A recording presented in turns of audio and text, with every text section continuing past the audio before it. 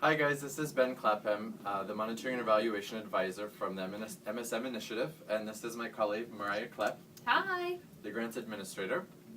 And today we wanted to talk to you about a few important points in the application process for funding for the Caribbean region that we just launched last week. Remember that the MSM Initiative, we're looking to strengthen and capacitate grassroots, community-based organizations that are led by gay men, other MSM and transgender individuals. And this is very important that there's leadership and participation from these people. Also another important aspect is that it's a peer review process, and this means that we have a committee of local leaders in the Caribbean, mainly you guys who are applying or are working in the community, who decide on who's getting the funding. And that means that if you guys need proposal assistance, grant writing assistance, you can write to us and ask for help at least 2 or 3 days before the deadline, which is November 30th, so that we can give you some feedback and suggestions on how to make your proposal a little bit stronger. And remember that all of this information is on our website online, and so please be sure to look at the instructions and the request for proposal information on our website. Some important parts to watch out for in the proposal is the background section. And we want to make sure that you understand that what we're looking for here is for you to explain to us, how does your project and what you want to do, how does this fit into what's happening in your area or in the region that you're working in? So explain to us some of the work that's happening with MSM and gay men and transgender individuals and organizations, and how your work and your proposal fits into that. We're looking for some cohesive information here so that we understand what's already being done and why it's important for us to fund your project. And another section that's important is the qualifications section. This is, like I already said, we're looking for organizations that are led by gay men who have sex with men, or transgender individuals. And if they're not led by MSM or transgender, then we want to see how your organization is closely linked to and involving at every aspect of implementation these populations. So be sure to tell us how this works. As I said before, it is a community-led process, and this year we asked for your input on what are the priorities for this region. And so some of the responses that we got from you, the top 3 responses actually, are advocacy and communication-based projects on MSM and transgender issues. So we're looking for projects that are going to be addressing advocacy and creating communication-based projects and materials that we can use, that you can use. Secondly, you guys said that capacity building and leadership development projects for MSM and transgender is the second priority. And the third is addressing structural interventions that address factors such as poverty, educational attainment, human rights, and access to healthcare. So make sure in your proposal that your objectives and your activities address these priorities that you said were the most important.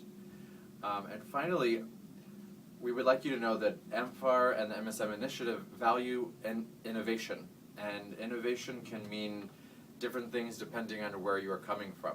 This can mean doing basic projects that include peer education and condom distribution, but in some areas, in some countries, it can also mean addressing transphobia and homophobia in the media, or working to create projects that create jobs and therefore autonomy for transgender and MSM. So please keep that in mind when you're developing your proposals, that we're looking for projects that are more on the creative side. So Ben's discussed a little bit about the importance of innovation and our priorities for the region. I'm basically just going to talk about our eligibility requirements and submission information.